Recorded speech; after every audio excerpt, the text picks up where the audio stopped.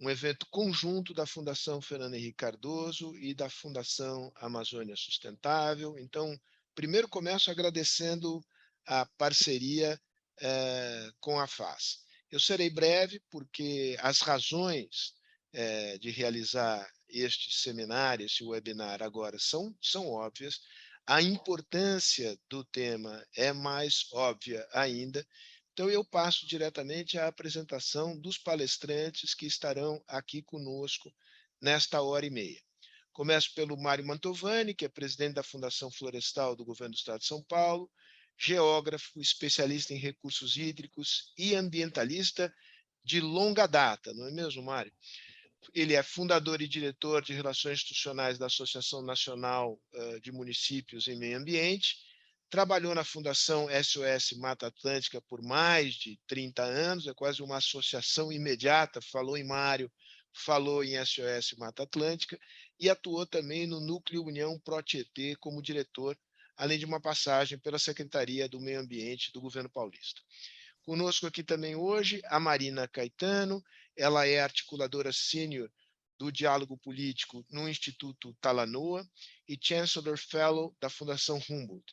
Ela atua há muitos anos na agenda de política socioecológica e climática, isto há mais de 10 anos, e envolvida sempre em diversos projetos de cooperação.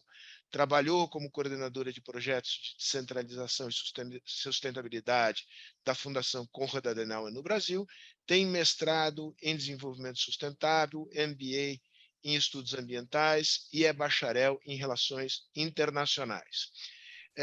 Temos aqui também conosco o Virgílio. Virgílio, estou procurando a tua biografia aqui para não faltar a verdade.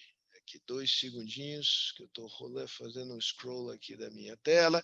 Temos aqui o Virgílio Viana, que dirige a Fundação Amazônia Sustentável, engenheiro florestal, com pós-doutorado em desenvolvimento sustentável pela Universidade da Flórida, PhD em biologia evolutiva pela Harvard University.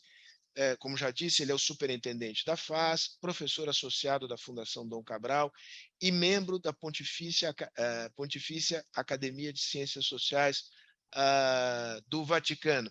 Do que eu depreendo, Virgílio, depois você me confirma que você tem influência nas posições que o Papa Francisco tem tomado em relação ao meio ambiente.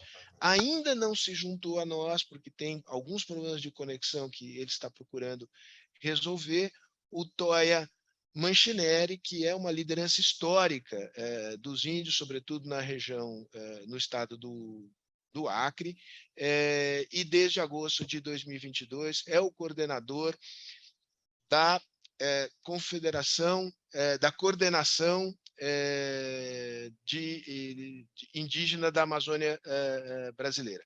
Toya deverá se juntar a nós muito em breve. Dito isso, eu peço aqui um segundinho para mostrar as empresas que nos têm apoiado ao longo de vários anos. Este ano não tem sido diferente. Elas apoiam não apenas este seminário, mas como o conjunto de seminários da Fundação Fernando Henrique Cardoso. E parte dessas empresas é também apoiadora da Fundação Amazônia Sustentável. Antes de passar a palavra ao Virgílio, queria terminar dizendo que nós valorizamos muito essa parceria com a FAS. Essa é a primeira vez, Virgílio, eu espero que ela se repita, porque eu acho que vocês têm uma coisa que é muito importante, que é não apenas conhecimento sobre a região, mas como enraizamento na região. Vocês conhecem a região amazônica, e acho que nós não vamos encontrar solução para esse problema, que é um problema nacional com repercussões globais, sem uma participação ativa de quem conhece de perto e tem uma atuação permanente na Amazônia. Então, é com grande satisfação que nós realizamos esse primeiro evento. Eu espero que seja o primeiro de muitos outros. E com isso eu passo a palavra a você, Virgílio, e agradeço desde logo aqui a presença também do Mário e da Marina. Vamos lá. Tá ótimo, Sérgio. Bom dia a você, bom dia ao Mário, a Marina. e a todos que nos acompanham aqui. É um prazer fazer essa primeira produção conjunta no Instituto Fernando Henrique Cardoso, e faço só uma notinha de rodapé para dizer que o nosso ex-presidente Fernando Henrique Cardoso é um embaixador da FAES. É uma categoria que nós inauguramos com ele. É uma pessoa que nos dá aí, uma chancela muito relevante como um grande estadista que foi à frente do país e como grande referência que continua sendo para todos nós. Então, é um prazer estar aqui com você, Sérgio, com todos os colegas aqui. Eu queria começar a minha fala reiterando o óbvio, né? Nós estamos diante de um momento muito importante para a história do Brasil, o momento das eleições, e em especial muito importante porque nós temos hoje um ponto de encruzilhada para a Amazônia. A Amazônia está seriamente ameaçada, eu vou mostrar alguns dados sobre isso, e isso ainda não ocupou um espaço central no debate político nas eleições brasileiras, tanto na esfera federal quanto estadual e os vários níveis do legislativo.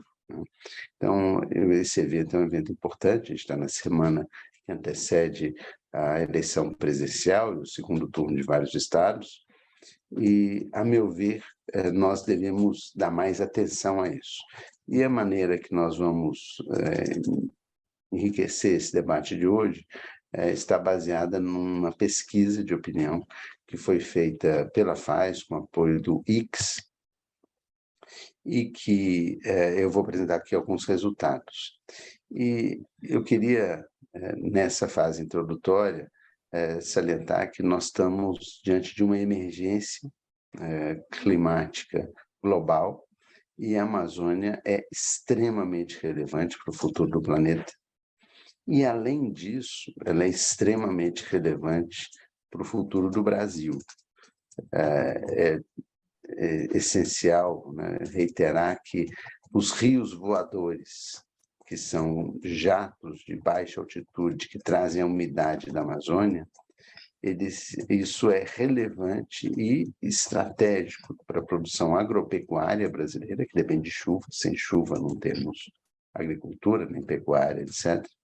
É essencial para a geração de energia hidroelétrica, porque sem a água das chuvas não temos os rios que abastecem Itaipu e tantas outras hidrelétricas brasileiras.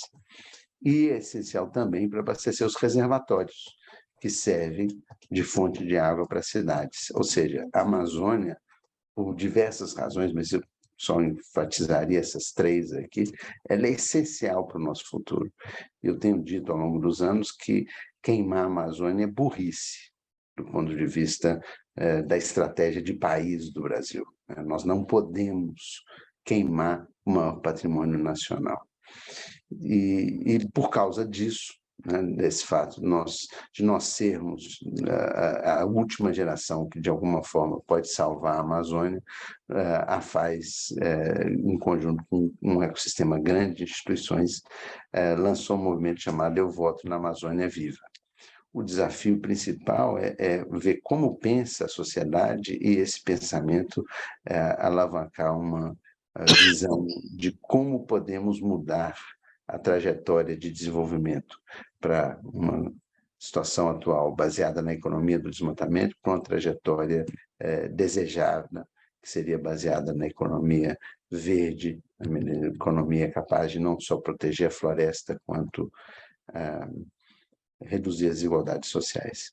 Essa pesquisa ela foi distribuída já publicamente, então quem quiser acessar pode procurar isso tanto na página da FAES quanto na página do próprio Instituto Fernando Henrique, e ela tem toda uma solidez amostral. Eu não vou entrar aqui em detalhes, mas aqui só para dizer que então tem uma solidez do ponto de vista da intensidade amostral. A maior pesquisa que já foi feita na Amazônia sobre o que os amazônidas pensam sobre o meio ambiente em todos os estados da Amazônia, e o erro amostral abaixo de 5%. Então, em alguns, na média, de 1,6%, né, o erro amostral, quer dizer, muito rigorosa a amostragem que foi feita.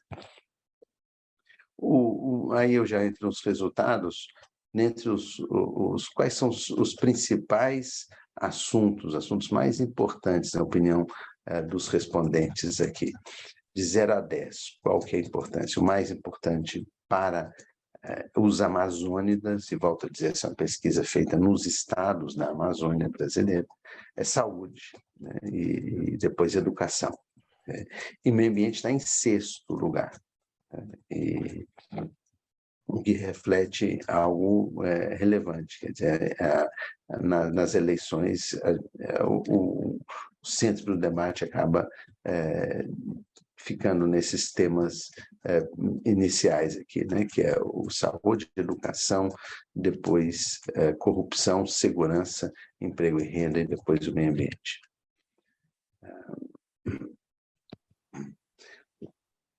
Quais são os temas que você gostaria que fossem debatidos pelos candidatos no que diz respeito à Amazônia? Então, esse aqui é um mapa das palavras.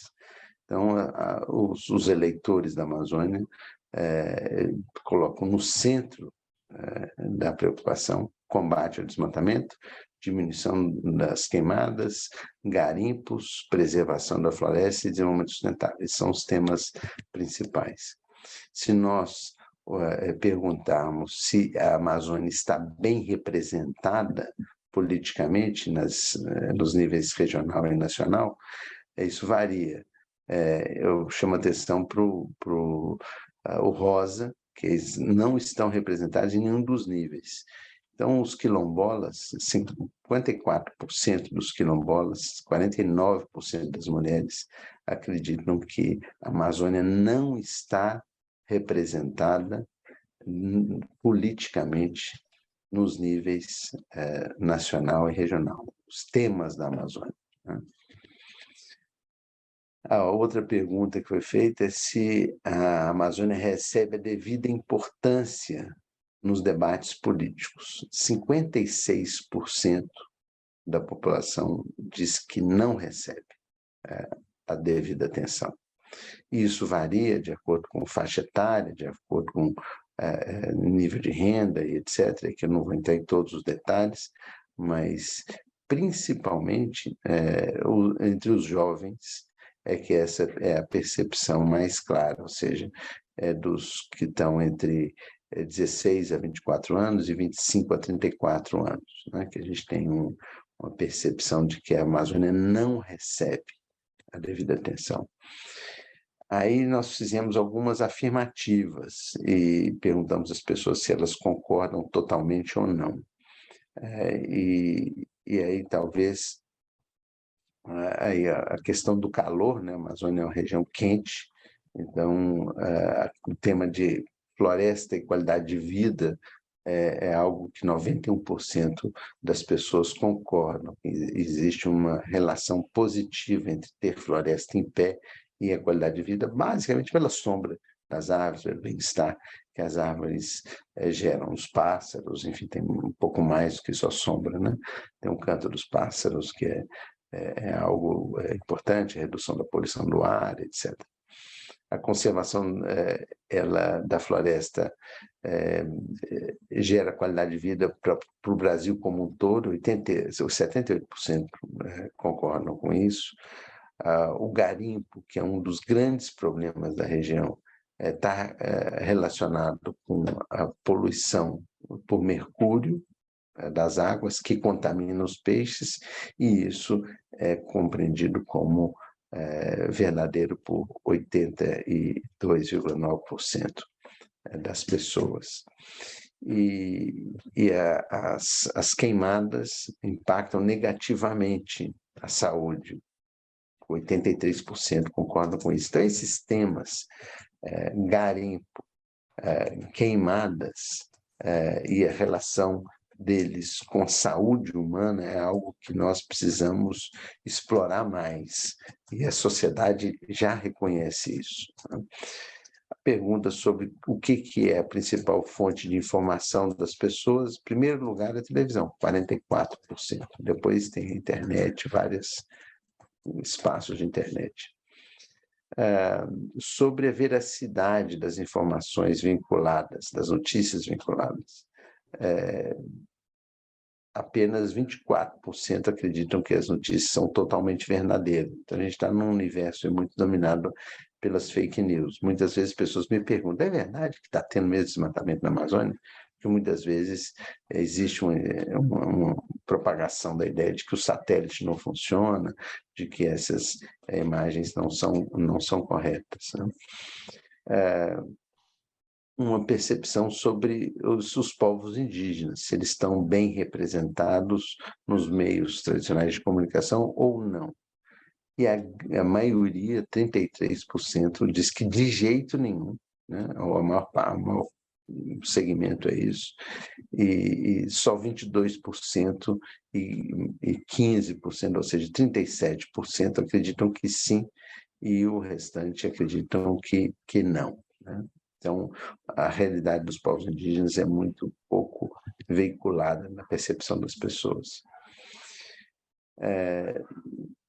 Aqui sobre o voto, né? O fato do candidato conhecer temas pesa na escolha do voto, e a resposta esse aqui já é a percepção qualitativa, né? Porque a gente fez a pesquisa quantitativa e a qualitativa. E então a resposta é que, ainda que não seja o foco principal, pode ser visto como um diferencial para o candidato isso. E analisam que, ainda que os temas principais sejam saúde, educação e segurança, a posição sobre a Amazônia pode fazer a diferença na intenção de votos. Bom, e é isso em detalhes. Quando as pessoas são convidadas a falar em uma palavra o que ela pensa sobre a Amazônia, qual seria essa palavra? Então, a palavra principal é preservar. E isso surge com muita força. E outras palavras ligadas a isso. É cuidar, maravilhosa, coração, pulmão do mundo, que não é exatamente uma cientificamente muito correta de se dizer, mas é a visão da floresta sendo uma provedora de serviços ambientais, e ao mesmo tempo abandonada, né? É muito interessante esse universo de palavras. Uma outra percepção é de que a floresta em pé, ela pode ajudar no desenvolvimento econômico. E aí nós temos uma visão muito diferente da sociedade, dos eleitores, em relação ao que muitas lideranças políticas vêm construindo como narrativa, de que o problema da Amazônia, o problema do desenvolvimento, da pobreza da Amazônia é o meio ambiente. E, ao contrário disso, ao contrário dessa narrativa que tem sido muito propagada, a percepção geral é de que a conservação da floresta é positiva para o desenvolvimento econômico, né? Então, isso é uma coisa que emergiu de uma forma muito clara nessas entrevistas. E ela, entretanto, sozinha não consegue substituir as outras atividades econômicas. Então, aí surge daí uma visão do público pesquisado que é necessário desenvolver mais a economia baseada com a floresta em pé, né? Então, essa pesquisa foi extremamente rica, eu acho que ela seja muito debate, estou muito interessado em ouvir a perspectiva dos colegas que fazem parte do evento de agora. E, para concluir, né, essa pesquisa, eu queria acrescentar 2 dados relevantes, já que nós estamos num contexto de segundo turno, né? Tanto eu fazendo uma comparação com os dados oficiais do Instituto Nacional de Pesquisa Pesquisas Espaciais, o INPE, que é um órgão do governo federal que tem um sistema de monitoramento do desmatamento extremamente reconhecido e tido como um dos melhores do mundo, de altíssima qualidade. E se nós compararmos o que aconteceu no governo Lula, e falo de maneira não partidária, não sou petista, não estou aqui fazendo apologia, né, a um candidato ou outro, é só uma análise objetiva dos dados, né? Então, no caso do governo Lula, houve uma diminuição do desmatamento de 25 mil quilômetros quadrados em 2003 para 7 mil em 2010, ou seja, houve uma redução de 72% do desmatamento. E isso convém lembrar que foi fruto de uma ação coordenada do governo federal com os governos estaduais. À época eu tive a oportunidade de ser secretário de Meio Ambiente e Desenvolvimento Sustentável do Amazonas, e nós também fizemos parte, à época, dessa grande conquista brasileira, que foi a redução do desmatamento nesse período de 2003 a 2010. Nos últimos 3 anos, no governo Bolsonaro, nós tivemos um aumento de 10 mil para 13 mil quilômetros quadrados, ou seja, houve um aumento de quase de 30%, 29% de desmatamento. E isso é algo bastante preocupante, em especial porque o ano de 2022 deve levar a um aumento ainda maior, deve ser algo da ordem de 15 mil quilômetros quadrados. Essas são as estimativas atuais, ou seja, apontaria para um aumento da ordem de 50% no atual governo. Então, acho que a comparação é uma comparação bastante relevante do ponto de vista de história. E do ponto de vista de narrativa, eu acho que é importante olhar aí sobre o que vem sendo colocado nos vários debates, os compromissos, né, de cada candidato. E por fim, queria deixar essa imagem da Amazônia, que eu apresentei gráficos muito crus aqui, sem nenhuma imagem, e como o Sérgio Falso disse ao início, a Fundação Amazônia Sustentável, a fundação que eu dirijo nesse momento, ao longo dos últimos 15 anos, desde o seu nascimento, aliás, nós estamos preparando para comemorar 15 anos no ano que vem, ela trabalha com comunidades ribeirinhas, comunidades quilombolas, comunidades tradicionais como um todo, e aldeias indígenas da Amazônia profunda. E a gente acredita que é possível, né, e nós temos muitos resultados sobre isso, é possível gerar prosperidade com a floresta em pé. Então, eu queria deixar acesa aí a chama da esperança, como nos lembra sempre o Papa Francisco. Nós não temos razões para otimismo, porque nós estamos diante de uma emergência climática, mas nós temos a obrigação moral de sermos esperançosos. Então, com esse tom de esperança, eu termino aqui essa provocação inicial e devolvo para o Sérgio aí a moderação do evento. Virgílio, muitíssimo obrigado. Antes de passar pela ordem a palavra para o Mário e depois para a Marina, não resisto a fazer 2 comentários, um deles relativo aos gráficos de desmatamento que você acabou de nos mostrar. E você mencionou o INPE, e me lembro como se fosse hoje, faz 3 anos e vários meses, o ataque desferido pelo governo contra o então diretor-presidente do INPE, o Ricardo Galvão. E justamente o objetivo era de controlar aquele órgão e quebrar, digamos assim, quebrar o termômetro, né? Num momento em que várias forças haviam sido desencadeadas na direção, digamos, de destruir o organismo da Amazônia. O ataque do governo objetivou quebrar o termômetro de tal maneira que não houvesse a mensuração deste preocupante aumento do desmatamento que se verificou e ainda se verifica naquela região. O outro comentário é um pouco para passar a palavra para o Mário. Mário, os dois, enfim, duas questões aqui norteadoras do nosso debate são essa a importância da Amazônia no processo eleitoral que estamos vivendo e, obviamente, a importância da Amazônia para o desenvolvimento brasileiro e como um bem público global, que não é o pulmão do mundo, o Virgílio assinalou isso bem, né? Mas cuja importância vai além das fronteiras brasileiras.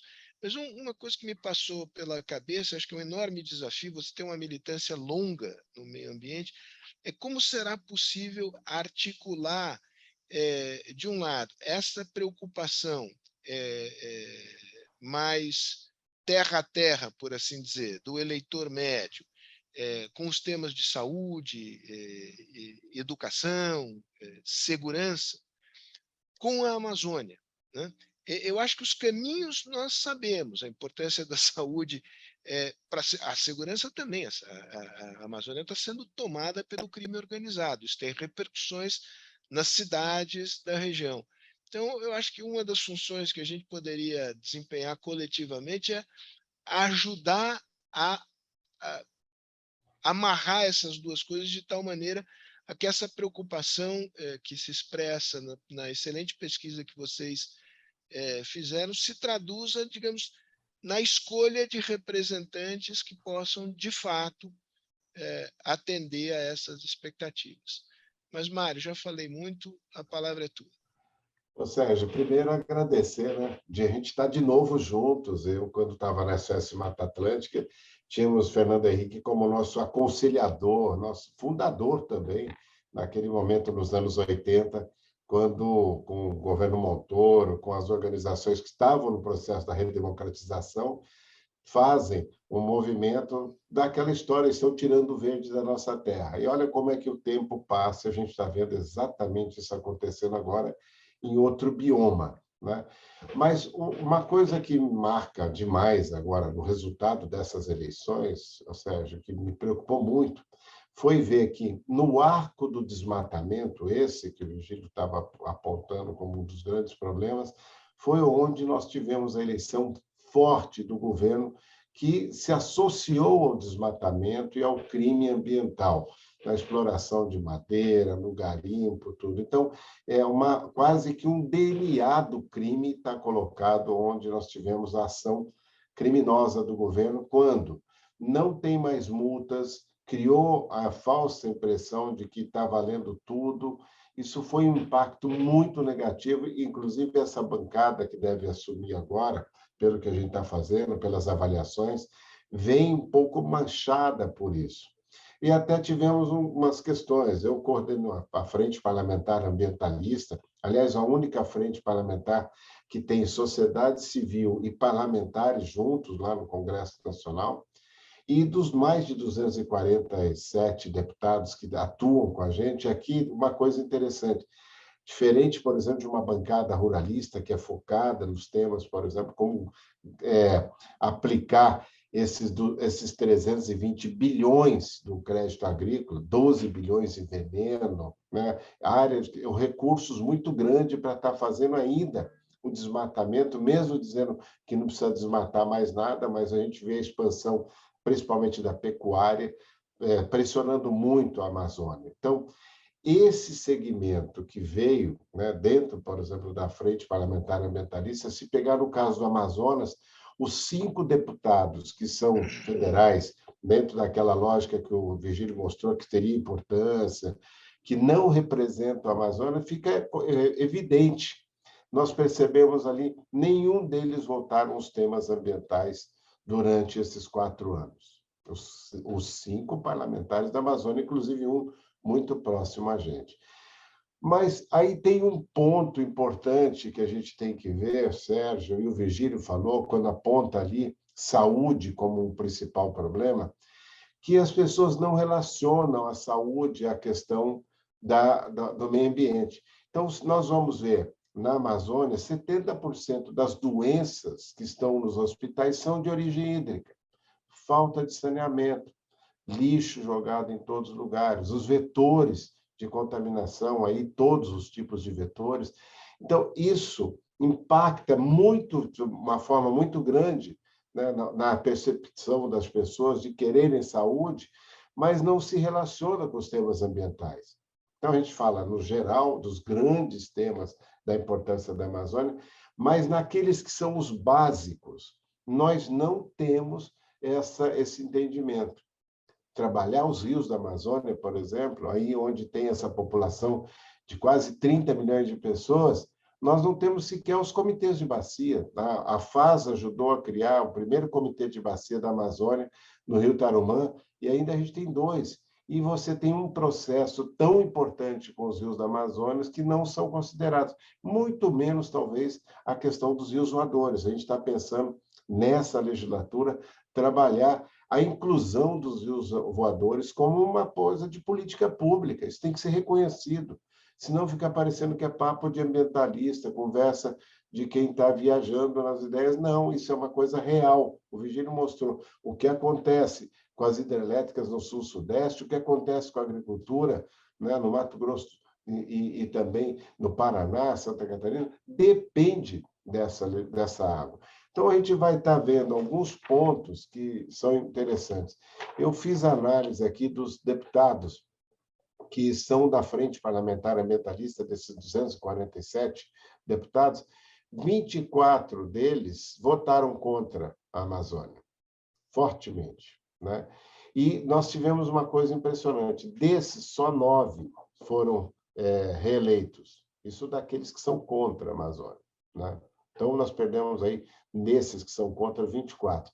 Mas, do lado ambiental, aqueles que votavam a favor do meio ambiente, dos 18 que a gente tem na Frente Parlamentar Ambientalista, 11 não se reelegeram.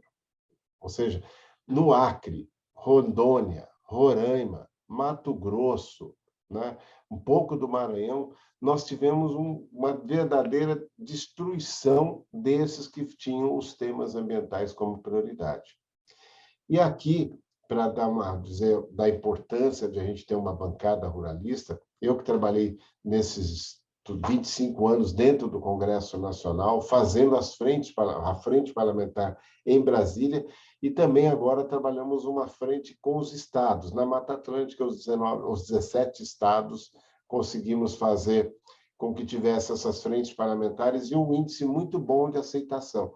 Isso mostra para a gente que o fato de ter um desgoverno também central, como foi o Brasil querendo sair do Acordo de Paris, né, não cumprindo as NDCs, deixando aí como prova, né, do crime essa questão do desmatamento da Amazônia, a questão dos governos subnacionais são importantes. A gente vai ver agora, nessa COP, os governos da Amazônia vão estar fora do estande do Brasil, fazendo seu esforço, como tem o hub da sociedade civil, que não conseguiu, desde que assumiu esse governo, fazer uma interlocução. Aliás, nós perdemos recursos.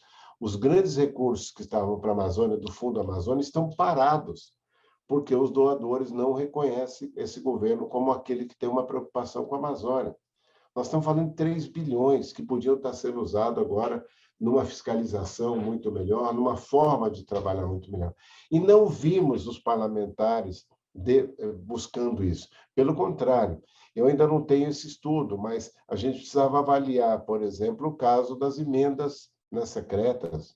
Todas as denúncias que a gente viu até agora estão praticamente na Amazônia, né? Começar pelo Maranhão.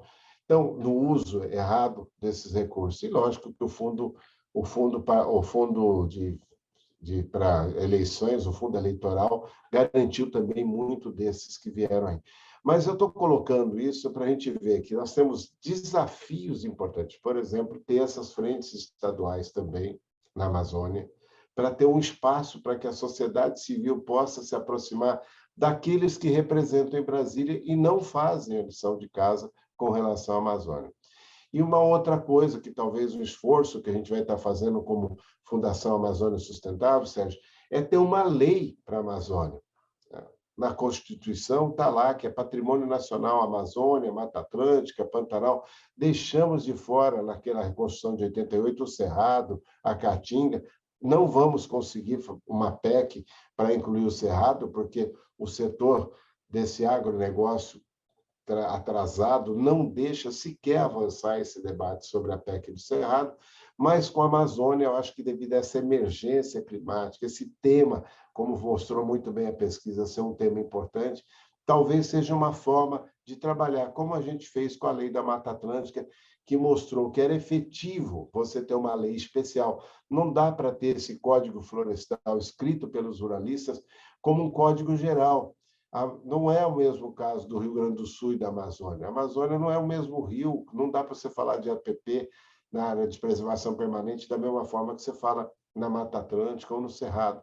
Então, são outras realidades e a Amazônia precisa de um marco legal para que a gente possa estar trabalhando esses pontos positivos mostrados, né? A bioeconomia, trazer essa economia da floresta, o turismo, trazer esses temas que são importantes, em contraponto àquilo que foi apontado aí, né, na pesquisa, como se o pequeno garimpeiro pudesse ser uma forma de riqueza.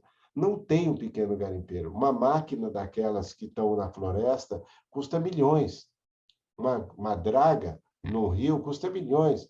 E não é um pequeno. O pequeno é descartável nesse processo. E sem contar o lado do criminoso desse ouro, que, como o Instituto Escolhas trabalhou, mostra que isso é com muita ilegalidade nessa área, além de estar associado ao crime. Então, nós vamos ter que fazer uma nova estratégia de política pública, de levar nessas assembleias, nesses lugares, com esses que fizeram essa resposta, com a sociedade, dizendo, olha, é isso que nós queremos desses políticos. Como é que cada um desses estados está trabalhando a sua NDC, uma norma nacionalmente determinada pelo Brasil, mas que os estados também refizeram. Exemplo do que foi nos Estados Unidos, quando o Trump ameaça sair do Acordo de Paris, mais de 20 estados ficaram no acordo e fizeram as suas metas também. Isso aconteceu aqui no Brasil e a gente precisa valorizar isso nos estados e ter as assembleias para estar cobrando. Então, uma coisa mais ou menos assim para aquecer, dizer, nós temos algumas coisas, muitas contradições, né? A importância que se deu para a Amazônia dos eleitores e, no entanto, nós não vimos isso refletido na eleição dos parlamentares, nem nos estados e nem em Brasília, né? E ainda o governo agora tentando, né, de certa forma, dizer que não é nada disso. O Vigílio colocou muito bem essa fake news de dizer que a Amazônia não está sendo destruída, que é nada disso. A gente viu isso também pior ainda. Você deu um exemplo do INPE, mas eu diria da Embrapa, quando você tem aí um dos pesquisadores hoje representando o setor do agronegócio, com aquele número mágico de que torturaram, aliás, os números para dizer que o Brasil tem mais áreas verdes, mas que não é assim, não é essa distribuição e não é um número absoluto. A área verde no Brasil ela é muito distinta, 10% apenas de um bioma na Mata Atlântica, e a Amazônia, se continuar esse processo, nós vamos ter um ponto de não retorno já acontecendo daqui a pouco, nos próximos 4, 5 anos. Então, é muito importante, nesse momento, a gente ter clareza de que é realmente a Amazônia para o Brasil. Esse é o grande patrimônio nacional que está previsto na Constituição, mas que é tratado de uma forma quase que criminosa nesses últimos tempos. Para aquecer, eu vou com esse tema. Ô, Sérgio, deixa eu só fazer 2 comentários rápidos sobre a fala do Mário. E eu acho que é muito importante, Mário, nessa relação com a bancada parlamentar, ambientalista e a frente parlamentar ambientalista e a frente agropecuária, mostrar que é do interesse da produção agropecuária nacional manter a floresta em pé. O desmatamento da Amazônia já está afetando negativamente a produção agropecuária com o aumento do período de seca, o período de estiagem, sem chuvas. E a outra coisa é que está fechando mercados importantes para aquele setor exportador do agronegócio. O segundo comentário é sobre a questão dos parlamentares eleitos. Eu acho que é muito importante fazer esse trabalho com os novos parlamentares e estreitar a distância entre o conhecimento científico e a narrativa política, porque muitas vezes os fake news são disseminados, viram a narrativa, mas ele está dissociado da ciência. E às vezes não é por maldade por desinformação. E, por fim, um último comentário é que a gente tem o grande garimpeiro na Amazônia, ligado ao crime organizado, mas temos o pequeno também. E o problema é que o pequeno é usado como fachada do coitadinho, etc., para defender os interesses desses grandes garimpeiros, que tem, como você bem disse, Mário, dragas que custam mais de 5, 10 milhões de reais. É isso, Fausto. E só para passar para a Marina, um outro ponto que eu não falei, Virgílio, que você participou, foi a questão do PPCDAN, esse programa que foi construído para a redução do desmatamento na Amazônia e que teve efetividade. Então, isso tem um mapa do caminho de como, se quiser, faz. O que nós não temos hoje é interesse em fazer, porque tem essa pressão muito grande. E lembrando, o que foi aprovado para o próximo crédito agrícola, para o próximo ano, são 360 bilhões. Não existe esse número no mundo em termos de financiamento. Então, nós vamos ter que fazer uma avaliação muito mais séria, porque parte desse agronegócio ruim está considerando que esse dinheiro vai vir para continuar irrigando esse câncer que foi da destruição do meio ambiente nesses últimos tempos. São os caras que mais odeiam, né, o meio ambiente, que votam contra e que jogam contra dentro do Congresso Nacional. Só para alterar o Código Florestal, que foi mais de 50 iniciativas no Congresso Nacional. Então é isso, Marina. Vamos lá.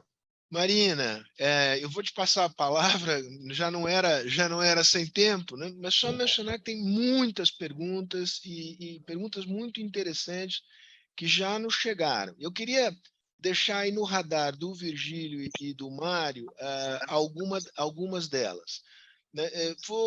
Eu não posso fazê-las todas, né? Então, o Thierry, a identificação é só Thierry, faz uma pergunta sobre como será a atuação do Brasil na próxima COP, na COP 27. É claro que você tem um cenário nacional ainda embaralhado, mas você fez uma menção importante, a possibilidade de uma atuação dos estados, seja no âmbito interno, seja no âmbito externo, que eu acho que é um tema importante a ser explorado. A outra pergunta é uma pergunta que vem do ex-ministro Furlan, que consiste no seguinte: quanto custaria uma estratégia efetiva de combate ao desmatamento que estabelecesse prioridades, ou seja, que concentrasse recursos, pelo menos num primeiro momento, naqueles municípios de maior incidência deste fenômeno, né, desta destruição. E eu relacionaria isto com uma pergunta que nos foi feita aqui pelo Alexandre Cardoso.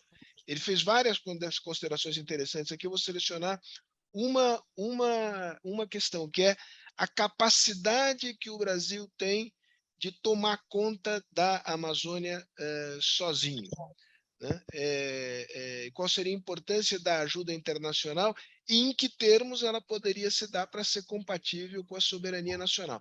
Chama atenção para o fato de que, para surpresa de muitos, o governo do Petro na Colômbia agora tem pedido, para minha surpresa, inclusive, né, um governo que tem uma raiz de esquerda, tem feito acenos aos Estados Unidos, se valendo da relação especial que a Colômbia tem com os Estados Unidos, para pedir ajuda dos Estados Unidos para tomar conta da Amazônia colombiana, né? Então, são essas preocupações aqui que estão no radar, não é para respondê-las agora, eu só queria deixá-las anotadas aqui, porque as perguntas vieram aqui numa copiosa enxurrada de muita qualidade. Marina, a palavra é tua e já não era sem tempo, te peço desculpas. Marina.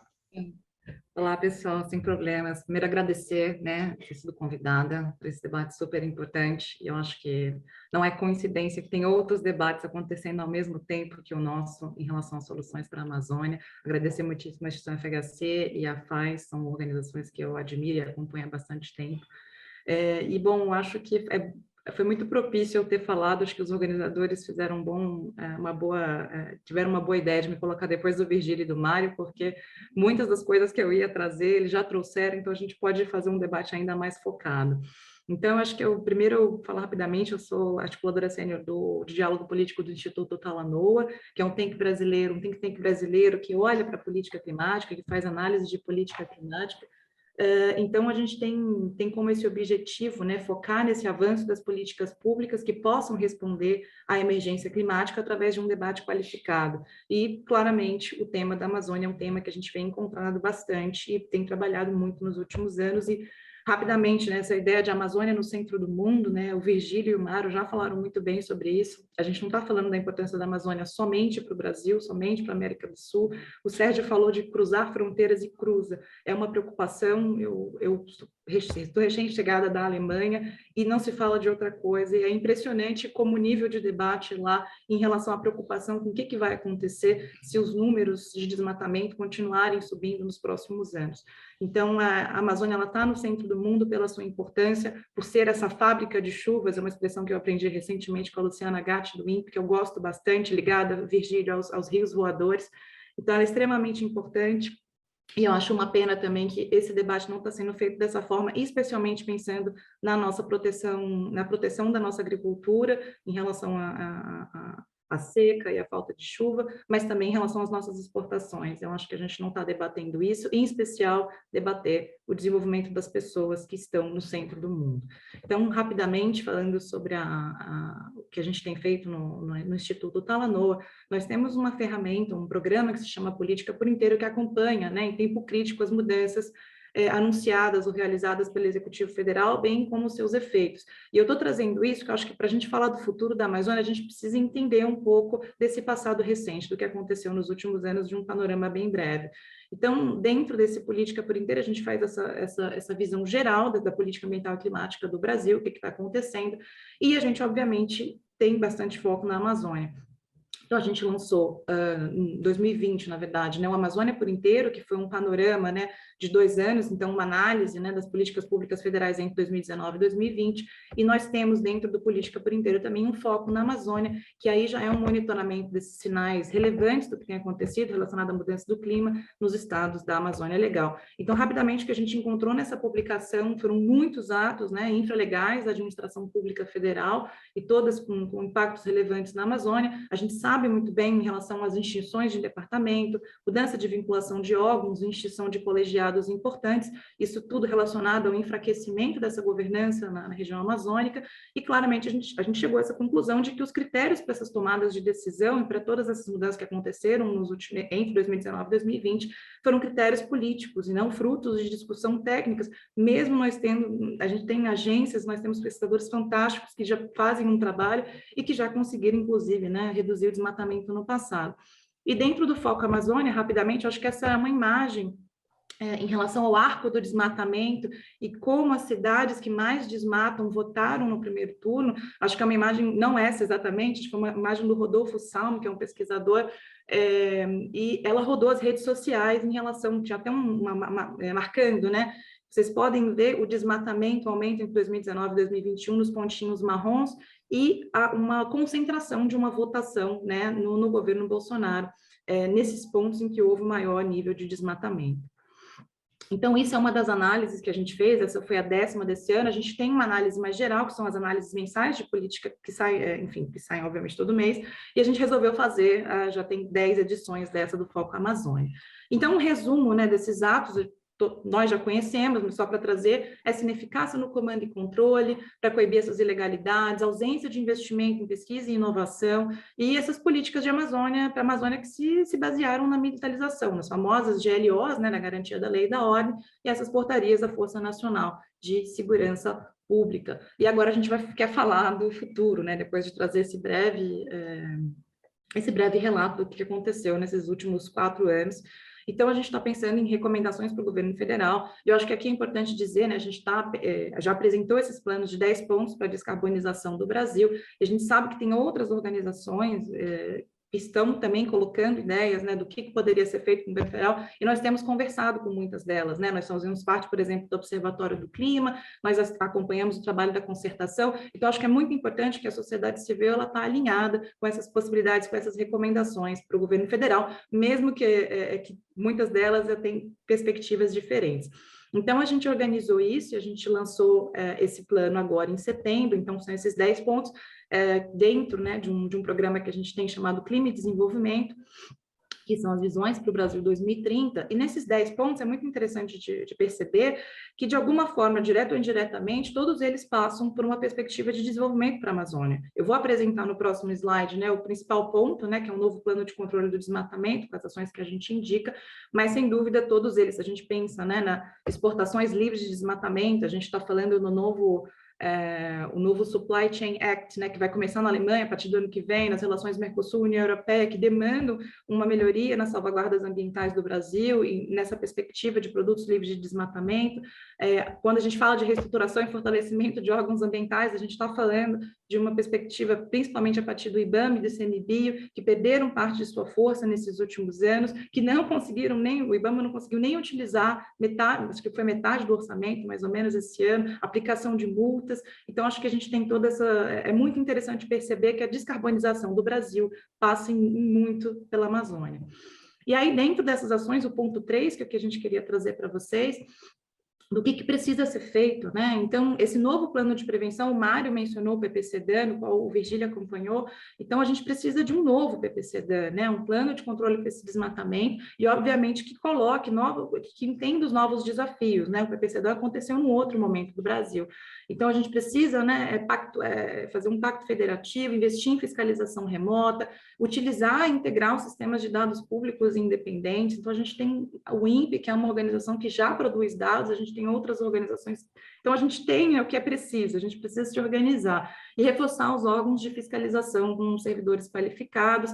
Aí, Mário, eu também entro na perspectiva de governos subnacionais, acho que eles ganharam um papel muito grande nos últimos anos, principalmente com a cooperação internacional, né, Mário? Acho que muitos países decidiram começar um diálogo diretamente com estados amazônicos, com a perspectiva de uma falta de diálogo com o governo federal, a gente já teve nessa perspectiva, por exemplo, com a moratória da soja em relação às cidades, mas essa pactuação de metas e incentivos com governos federais, com os governos subnacionais que consigam manter a floresta de pé, acho que isso seria fundamental.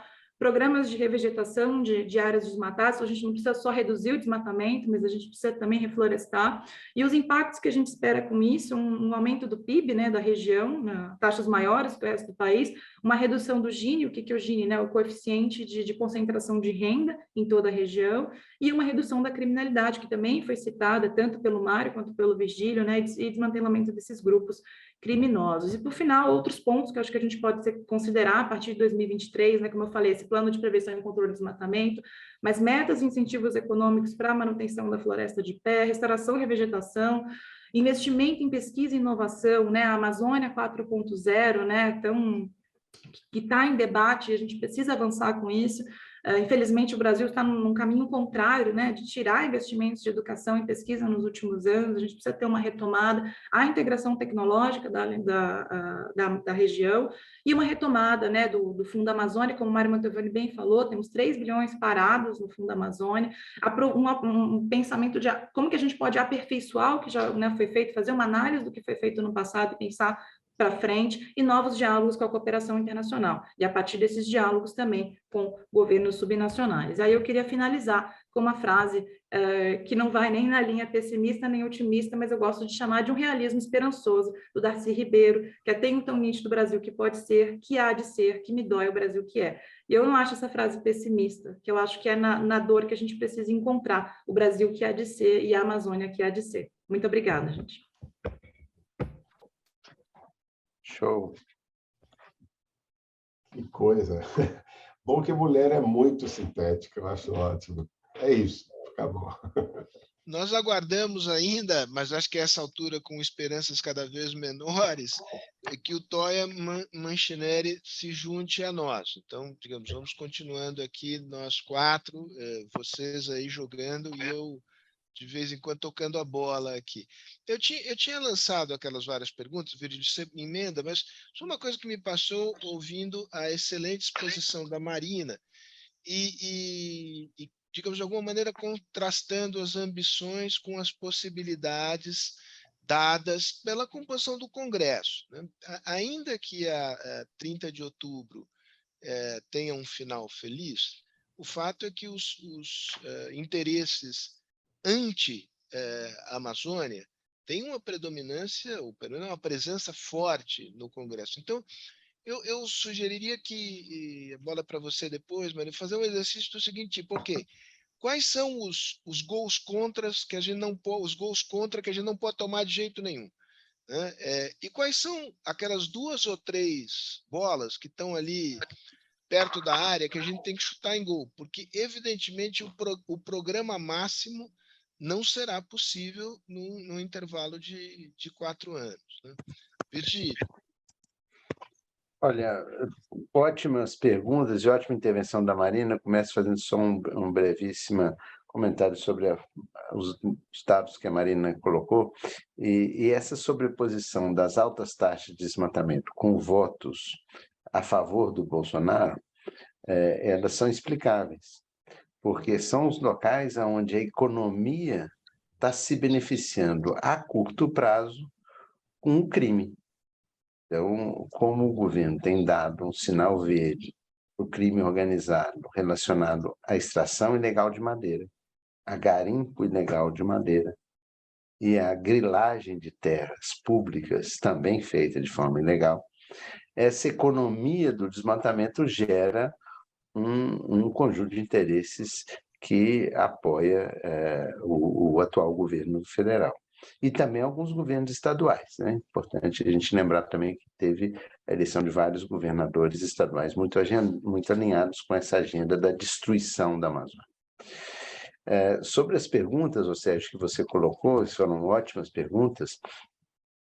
Vou começar aqui até em deferência ao ex-ministro Furlan, que foi presidente do Conselho da Fundação Amazônia Sustentável durante 8 anos, e ele perguntou sobre quanto custaria uma estratégia de combate ao desmatamento. Nós estamos trabalhando exatamente nisso, em conjunto com o Instituto AIA e com uma rede de instituições parceiras, para calcular o custo, né, da prosperidade da Amazônia com a floresta em pé. E tem 2 dimensões. Uma dimensão mais senso estrito, que é olhar quanto custa reequipar o IBAMA e os órgãos estaduais de meio ambiente, etc., que eu chamo de agenda mais estritamente ambiental, mas é essencial nós pensarmos numa agenda sistêmica, que é o que nós acreditamos mais. Quer dizer, nós temos que criar prosperidade na Amazônia, temos que melhorar, como a Marina muito bem colocou, o coeficiente de Gini, né, que mede a desigualdade. Temos que erradicar a pobreza extrema. Então, nós estamos falando de um investimento da ordem de 10 a 20 bilhões de dólares por ano. E isso está relacionado com uma pergunta que o Sérgio também trouxe aí ao debate, formulada pelo Alexandre Cardoso. Se o Brasil tem ou não capacidade de tomar conta da Amazônia sozinho. E aí a resposta, a gente teve sim uma capacidade de fazer isso basicamente sem ajuda internacional, né, ou com pouca ajuda internacional. Que são aqueles dados que eu mostrei que na administração do ex-presidente Lula, o desmatamento saiu de 23 no início do governo para 7. Então, isso foi feito basicamente com recursos nacionais, ainda que tenha tido alguma coisa de cooperação internacional nesse período. O outro lado da moeda, então essa é uma pergunta que tem o sim ou não. Esse é o sim, podemos fazer sozinhos. O outro é que nós temos que aproveitar, e é uma coisa de estratégia nacional. Aproveitar o interesse nacional, e a Marina colocou isso muito bem, é impressionante como o mundo inteiro está consternado com esse desgoverno atual na Amazônia, né, com esse holocausto que está sendo feito na Amazônia. Então, nós temos que usar isso para mobilizar grandes recursos. Um artigo que eu escrevi há pouco, Sérgio, e até saiu ontem na Folha, e me convido aí os que estão nos acompanhando aqui, quem quiser aprofundar um pouco disso, tem um artigo que eu publiquei ontem na Folha de São Paulo.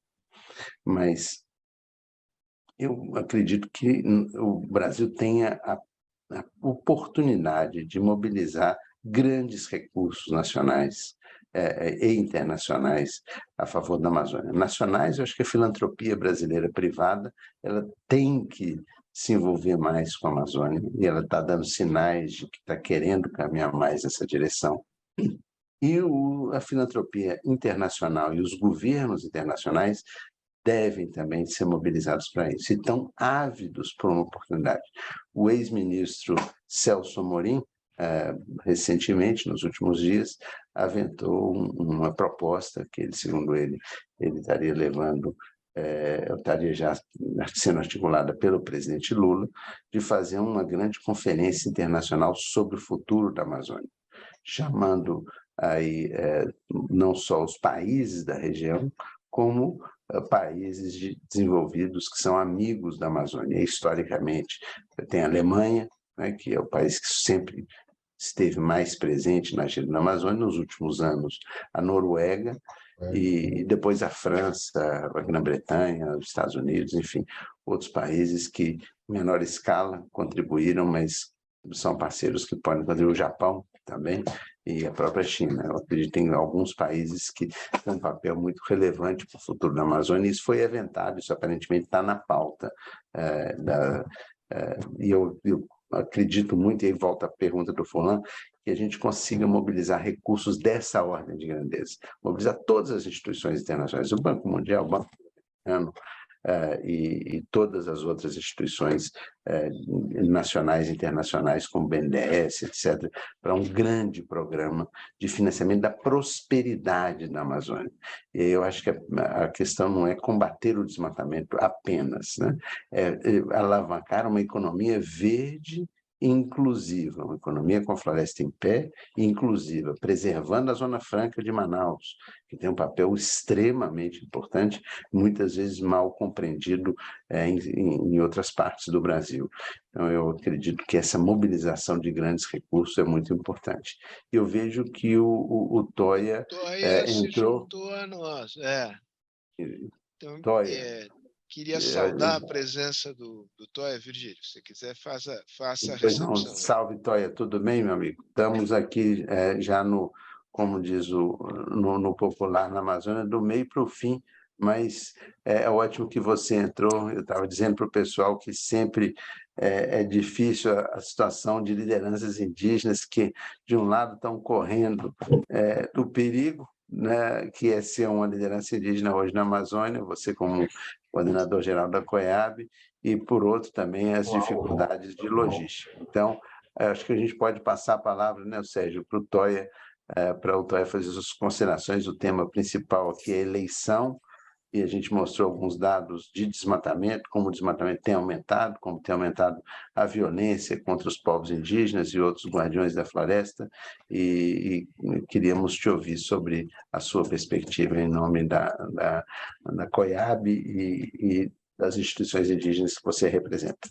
Muito obrigado aí, Virgílio, e todos pelo convite, né, e para tratar desse tema sobre, né, o futuro da Amazônia, né, e das questões, né, das eleições, né, de 2022, né, para nós, né, eu vi três falas aí, né, sobre o desmatamento, inclusive a sua, né, sobre o desmatamento, sobre, né, a pressão, né, que acontece não só nos territórios indígenas, mas na Amazônia de uma forma geral, né, e que nesses últimos 4 anos, né, essa pressão tem sido bastante maior, né?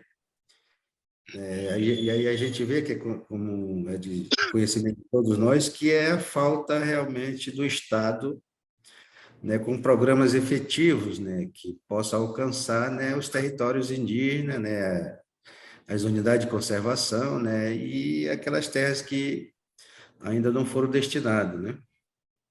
Então, a gente vê que nesses últimos anos tem acontecido isso, né? E, claro, né, se tudo tem investimento, tem uma grande possibilidade, né, das pessoas que fazem a grilagem adentrar nos territórios, né, e fazer, né, o que estão fazendo hoje, né? Que é depredar o meio ambiente, né? E eu penso que o futuro da Amazônia, ela passa pela consciência de todos nós, né? Ela é o futuro do Brasil, não só da Amazônia, né? Mas do Brasil, ela passa pela uma consciência, eu penso que do povo brasileiro de uma forma geral, né?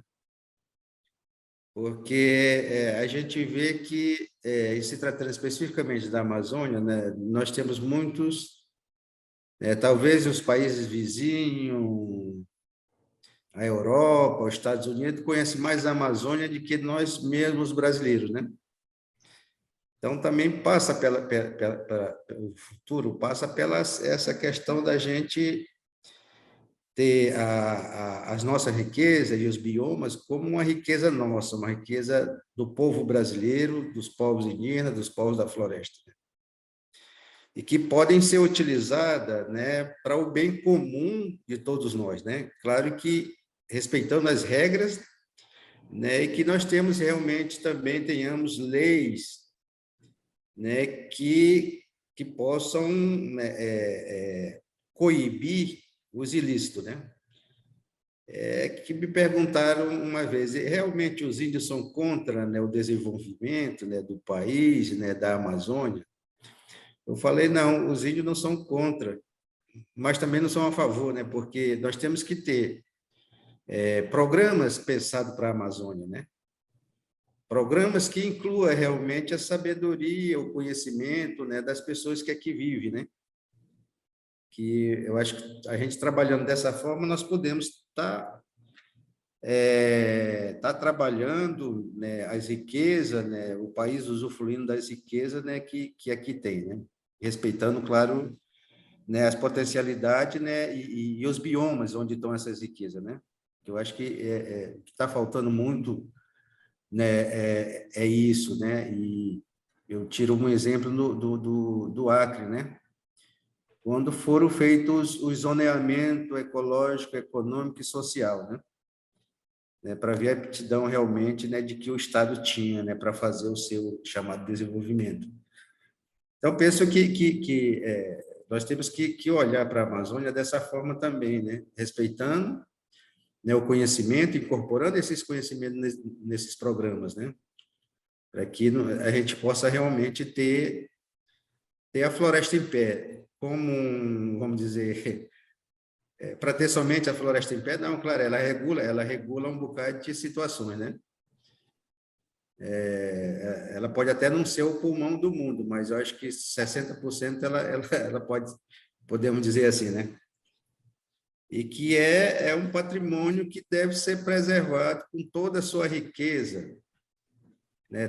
Tanto, né, de culturas, de conhecimento, mas de plantas medicinais que ali estão, que a gente não conhece, não sei quantos por cento, mas tem muita coisa para ser feita. Então, acho que nós temos que no futuro, talvez, pensar, Vigílio, num programa, talvez de educação, né? Porque tu vê, né, as últimas, essa eleição, né? Quase que o Bolsonaro ganha, né, no primeiro turno, né? E aí, em cima de que proposta ele trabalhou? Em cima de nada.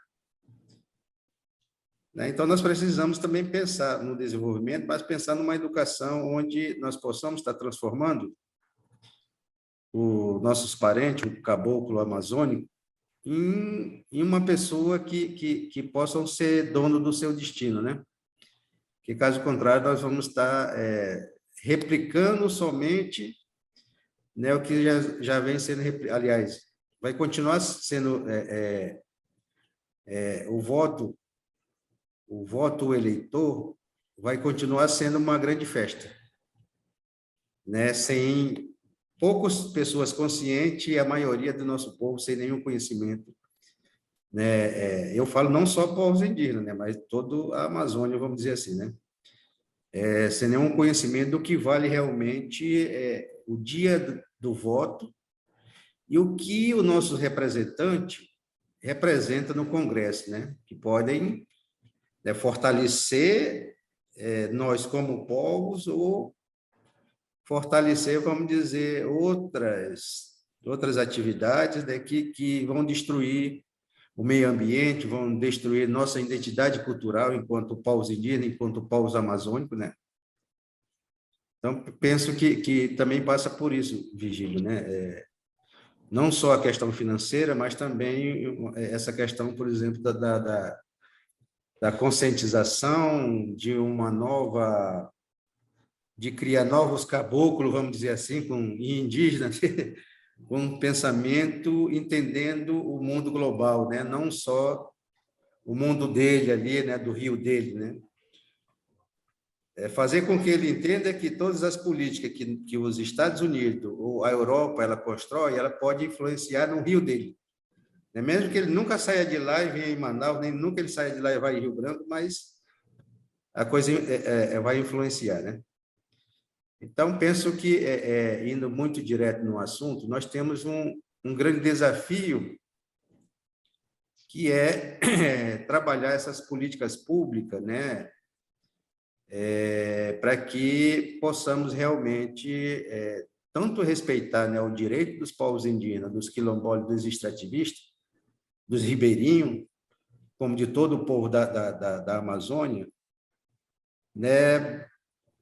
Mas também fazer com que eles possam viver com dignidade, né? Nos né, nas suas colocações, nas suas comunidades, nas suas aldeias, né?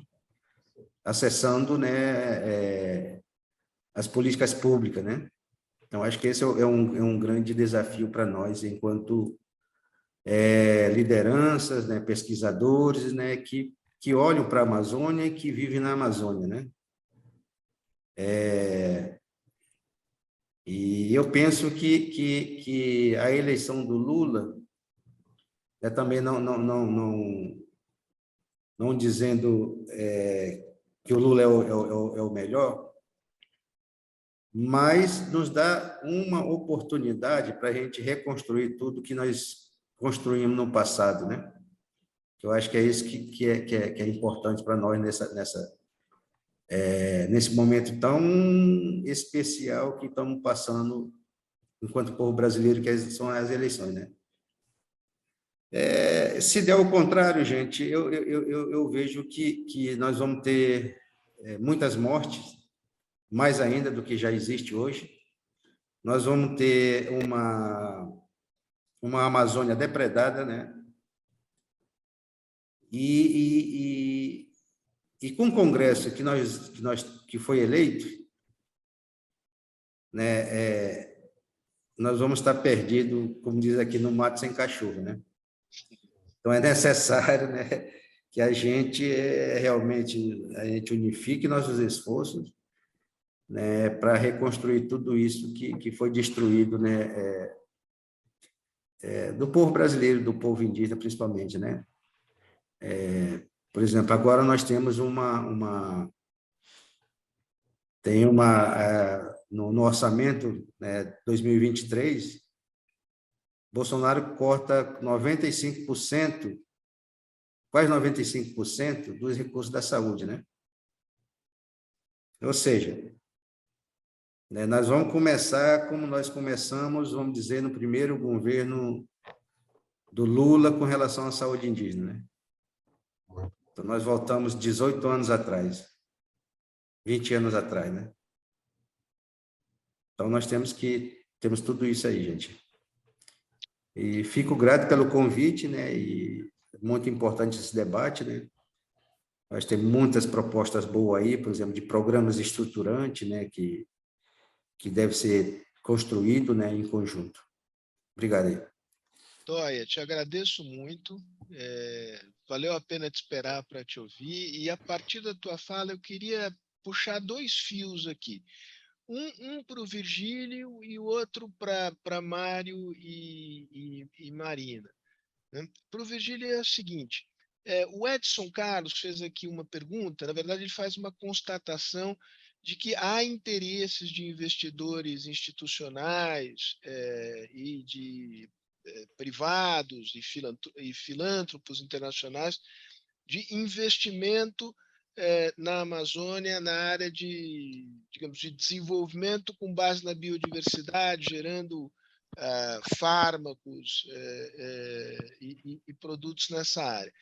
Como é que é possível articular essa perspectiva com a valorização dos conhecimentos tradicionais dos povos indígenas e como é que, digamos, isso pode se reverter em benefício das populações locais. Quer dizer, esse é um tema que sobre o qual tem uma regulação apropriada, é um tema que aprofundado o suficiente ou não? Essa é a pergunta para você, Virgílio. A pergunta para o Mário e para a Marina é a partir desta constatação que o Toia fez, e que, enfim, todos nós fizemos anteriormente, de que o mar não está para peixe, para usar de novo aqui uma metáfora do mundo animal. O Congresso é um Congresso adverso à agenda ambiental. O que é factível, quais deveriam ser as prioridades ofensivas e defensivas num futuro governo no cenário de eleição do Lula? Virgílio, você começa aí por fármacos Legal. e conhecimento tradicional e depois a gente... Eu vou fazer uma fala, mas eu vou provocar o Toia para contribuir com ela também, porque eu acho que tem uma legitimidade muito importante do Toia nisso daí. Essa pergunta do Edson Carlos, ele fala um pouco da questão do posicionamento atual do governo em cooperação internacional. E eu tenho participado de muitos eventos ao longo da história, então são muitos anos de estrada nesse tema. Eu nunca vi o Brasil tão colocado de lado, tão marginalizado, o Brasil, que eu falo o governo federal brasileiro, como nos últimos anos. Quer dizer, o Brasil foi afastado de todos os fóruns relevantes de discussão, e quando participa de uma maneira não condizente com o histórico do Brasil, que é um país líder nessa agenda internacional, e talvez o símbolo maior seja Rio 92, que já há muito tempo atrás, 30 anos, mas que foi organizada pelo Brasil e anfitrionada por nós. Sobre o tema específico do conhecimento indígena e cooperação internacional, esse é um tema também que tem dois ângulos. De um lado é bom, do outro lado pode ser ruim.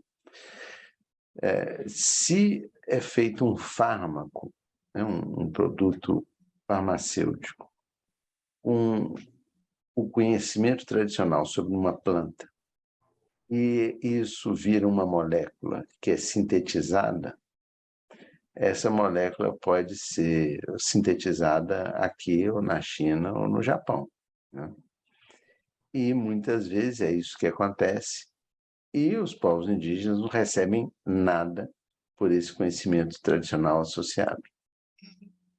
Existem mecanismos, teoricamente, que poderiam dar conta disso, mas na prática, se nós olharmos o quanto que isso está chegando na ponta, é semi-zero.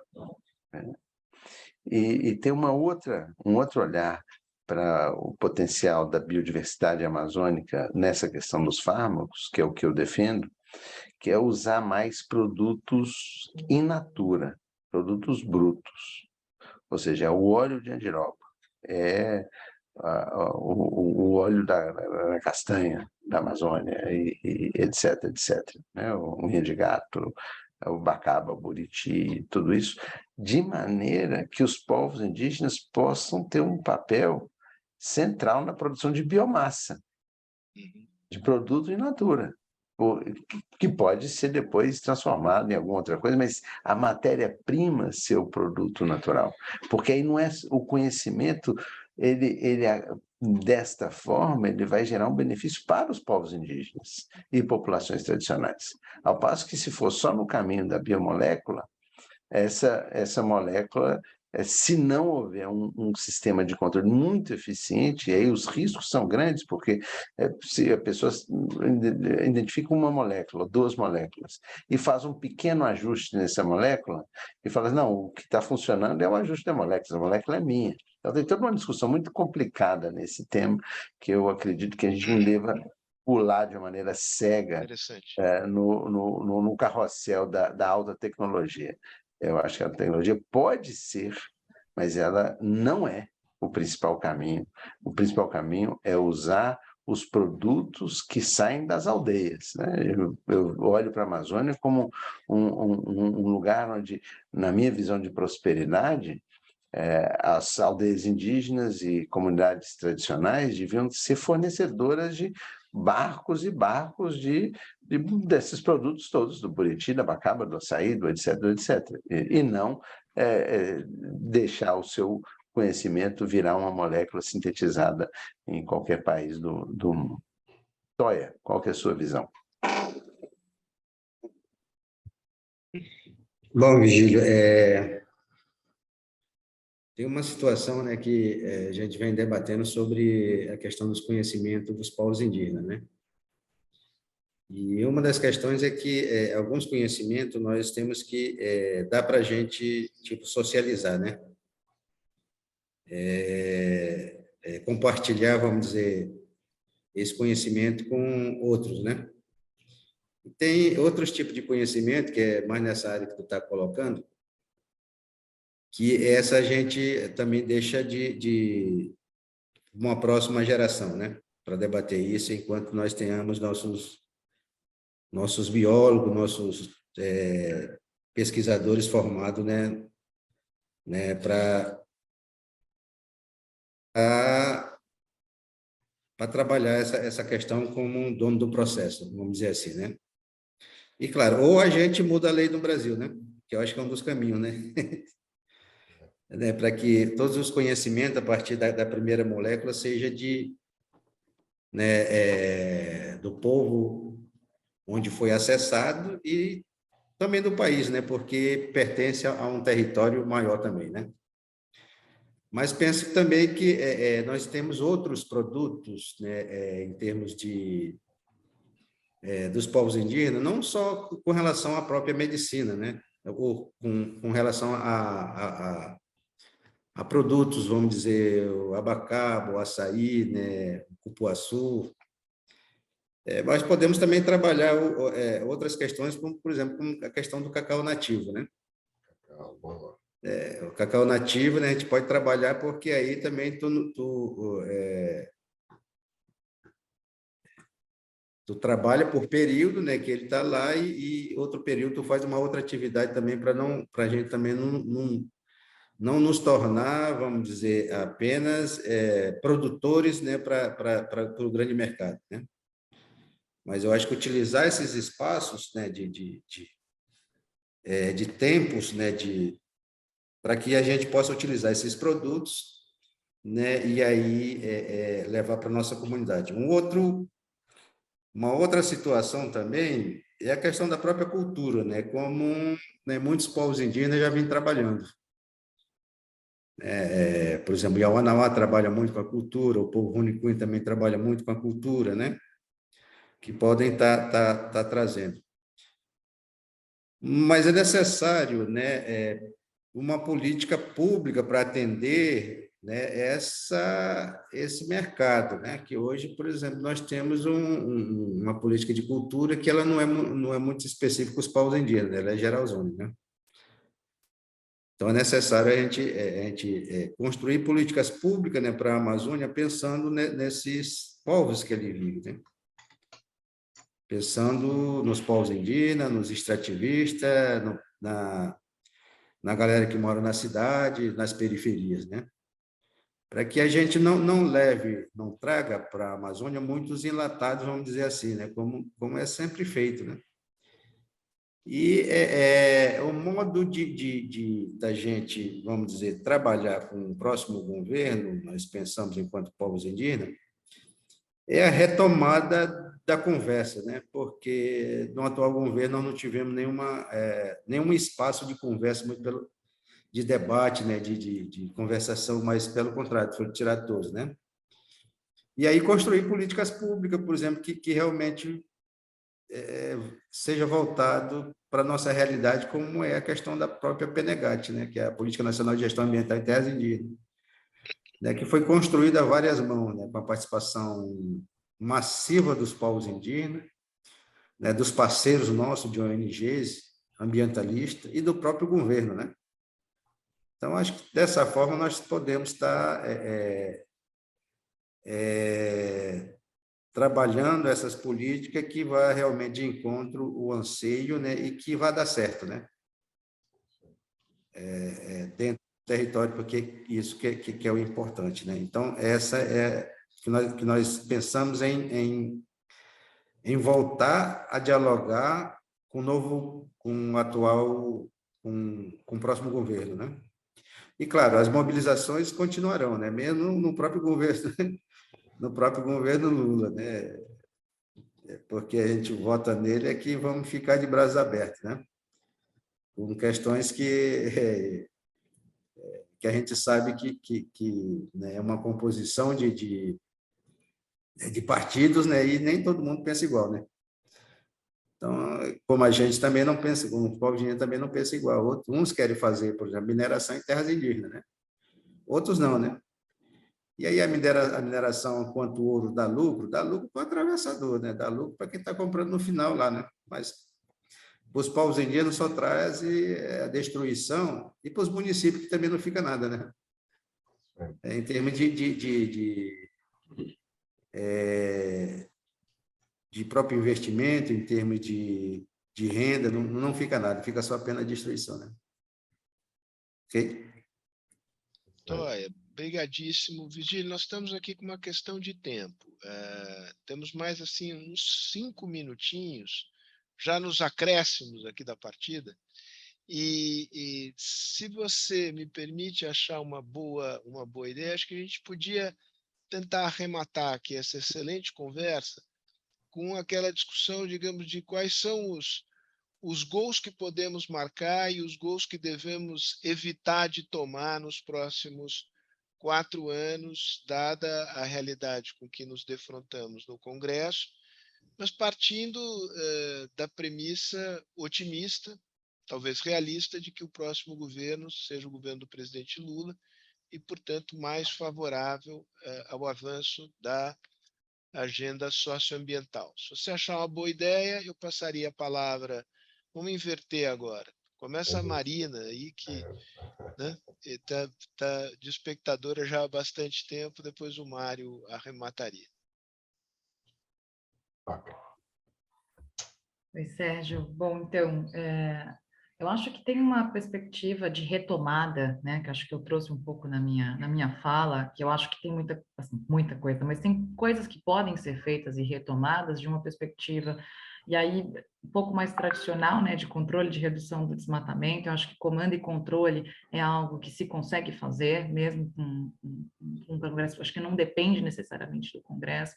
E eu acho que essa perspectiva de conectar as políticas econômicas do novo governo com políticas de desenvolvimento, pensando na Amazônia, óbvio, pensando no Brasil todo, mas pensando especificamente em Amazônia, em bioeconomia, em aproveitamento desses recursos naturais, mas com manutenção da floresta de pé, acho que é um grande desafio que o governo precisa colocar, e para isso ele precisa investir em pesquisa e inovação. Vou ter que bater nessa tecla de novo, né?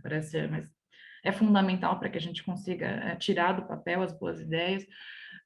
E, por último, acho que é um aproveitamento dessa perspectiva da cooperação internacional, não como salvador. Eu acho que a cooperação internacional traz um adicional, porque o governo precisa querer. Eu acho que o governo federal, ele tem com esses fundos, e a gente não está falando só do Fundo Amazônia, a gente está falando de várias outras perspectivas, de Fundo Clima, enfim, de GEF, de várias, enfim, de empréstimos, de várias coisas que estão à disposição de um governo para se conectar com políticas públicas. Então, eu acho que não necessariamente a gente precisa de projetos pontuais a partir desses fundos, mas acho que o governo federal ele tem que se posicionar de uma forma a direcionar esses fundos. Então, eu acho que isso são os primeiros 3 pontos que eu acho que a gente precisa pensar, e, obviamente, acho que o Mário vai poder falar mais sobre isso, a gente vai ter que ter um diálogo extremamente estratégico com esse novo Congresso, que, apesar de tudo, teve uma eleição histórica, né, Toia, de indígenas. A gente teve 5 deputados federais indígenas, 2 senadores. Então, no fundo, a gente também tem algum nível de discussão e debate que pode ser qualificado, com certeza, muito desafio com essa próxima legislatura. Mário. Legal. Boa. Bom, primeiro, que bem-vindo, Toia. É sempre bom a gente ter essa participação. Lembrar aqui que a Joênia conseguiu, a semana passada, junto com a gente, aprovar a PEC do clima, a inclusão do clima na Constituição. Isso foi talvez uma das grandes conquistas aí, uma contribuição fantástica para o Joênia, e eu espero que essa nova bancada venha para isso. Mas eu vou no prático aqui, viu, Sérgio? Nós temos talvez contenção de danos seria o papel para esse novo momento que a gente vai estar dentro do Congresso. Não pode passar a questão agora fundiária que estão querendo trazer, que está no Senado. Talvez o maior problema ambiental brasileiro é fundiário. Nós vimos esse governo sistematicamente sabotar o Código Florestal. Talvez aí a gente tivesse uma solução nessa ocupação das terras não destinadas, na questão das unidades de conservação, terras indígenas. Nós estamos vendo sobreposições criminosas e todas elas insufladas por esse grupo que acabou de entrar. Então, isso é determinante, inclusive na aplicação dos recursos desse crédito agrícola. Não pode esse crédito agrícola chegar nesse time que está se beneficiando dos problemas fundiários no Brasil. Isso tem que ser atacado imediatamente. E o que é que vem associado a essa questão fundiária? A questão das armas, né? O Toia já era alvo, agora é muito mais, porque as armas estão nessa região sem controle algum. Então, nós temos aí, além da questão fundiária, a questão da séria, né, dos armamentos. Outro ponto para a gente trabalhar, a questão da judicialização. Nós tivemos até agora aquilo que o Senado, de certa forma, segurava a passagem da boiada que vinha aí da Câmara, isso foi interessante, e nós tínhamos grandes processos, daí quase 19, 20, que estão judicializados no STF. Se tiver uma alteração nessa composição, entrar esse desgoverno, continuar esse desgoverno, aí sim nós não vamos ter mais. Já perdemos uma parte do Senado e talvez na questão do STF, se aumentar essa coisa do número de ministros, a gente estaria talvez no maior retrocesso da história, porque daí sim nós não vamos mais ter esse controle. Sem contar o outro lado que a gente pode estar falando aí, de um fascismo instalado realmente nesse Brasil. Então, eu acho que a gente tem que continuar, o Toia falou muito bem, Terra Livre, todas essas manifestações, trazer a sociedade na participação, trazer os movimentos sociais de volta a esse debate da política pública, e até mesmo o Toia levantou uma questão importante dos municípios na Amazônia, o Virgílio trabalhou assim, alguma coisa nós tivemos com os municípios verdes no Pará. Os municípios têm que estar estruturados nos estados. Não é possível, os municípios hoje são depósitos de problemas, todos, né? Depósitos de gente com a questão da saúde, com a questão da habitação, todos os problemas hoje acontecendo com as desestruturações desses municípios. Inclusive, criar um incentivo para que tivesse uma estrutura dos governos locais. Esse é um desafio que a gente teria para fazer para a Amazônia. E, por último, o PL do carbono, que a gente teve a entrada desse PL, o Virgílio participou, Marcelo Ramos, tudo. Não podemos perder a oportunidade de ter uma legislação de carbono no Brasil. Talvez esse é o grande marco que a gente podia ter para que essa grande oportunidade não se perca de interesses, como a gente já vem vendo com relação a Bia Kicis, a Carla Zambelli, todo esse pessoal que entrou nessa linha. E foi muito bem colocado para terminar. Nós fomos precursores, protagonistas nos temas ambientais, desde a ECO 92. Esses temas de carbono, de clima, de biodiversidade, não é papo de gringo, isso nasce na ECO 92, foi o Brasil grande protagonista de estudo, e nós vimos nesses 4 últimos anos um desastre da presença do Brasil nesses debates que nós puxamos aí do ponto de vista global. Então, nós temos aí os desafios para tocar, e eu acho que fazer política é mais necessário do que nunca nesse Brasil, como nós fizemos na redemocratização, na própria Constituição, com o capítulo de meio ambiente que fez 40 anos, com o CISNAMA, que vem sendo desmontado, voltar a ter o CONAMA como um órgão formulador dessas políticas, aí sim a gente vai fazer avanço com os conselhos estaduais, coisas desse tipo. Então, um pouco é isso, Sérgio, a gente tem que trazer esse choque de realidade, de voltar a participar de política e não ficar delegando, como a gente está vendo, porque as delegações não foram, né, o melhor que a gente podia ter para o próximo mandato. Muito bom, Mário. Aliás, o Marcelo Ramos não se reelegeu, né? Que foi o relator desse projeto sobre a regulação do mercado de carbono.